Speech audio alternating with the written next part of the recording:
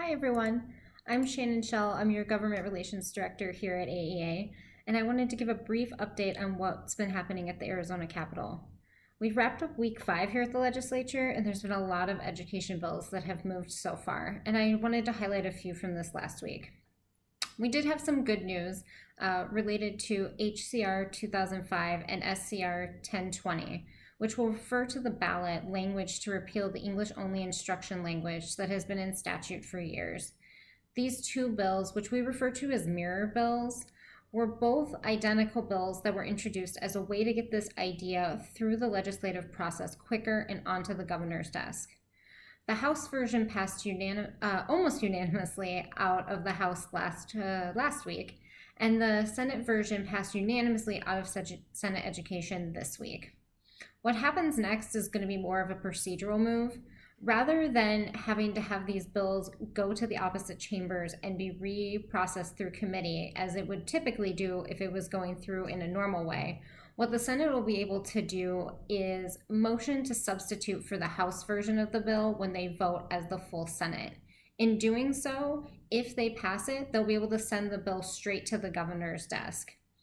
Once that happens, if we see the governor signing this piece of legislation, we'll then see this language to repeal the English-only instruction on our ballots in 2022. So this was a great win. We'll have more once we know when the Senate is going to take this to the floor, and hopefully that'll happen in the next few weeks. Unfortunately, we did see some bad pieces of legislation moving through Senate Education this past week. Two that I want to highlight for you is Senate Bill 1400, which will require school districts to allow grades 9 through 12 students to receive course credit through alternative methods such as organized sports, community arts, and some outside learning opportunities that not necessarily will be regulated. We believe that our legislature should be prioritizing education funding rather than pieces of legislation like this that would negatively impact public schools. We want all students to have access to these things, and our schools need that funding if they're going to be able to provide that kind of coursework. Unfortunately, the bill did pass out of committee on a party line vote. Also passed out of committee this week is Senate Bill 1683, which would provide general fund money to transportation grants that would likely favor private schools. Again, we should be prioritizing funding for public education and ensuring that every student has equal access to a quality public education. Next week will be the last week to see bills heard in many of the committees. The only exception to this is Appropriations Committee, which I'll talk more about next week. Because of this deadline, we are seeing lengthy agendas popping up in all committees.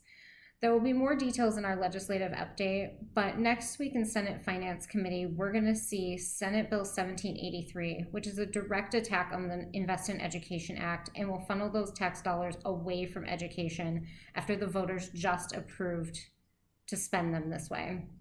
We will be asking everyone to contact the committee and urge legislators to vote no on 1783. If you're not already signed up for our legislative alerts, you can do that through AEA's website.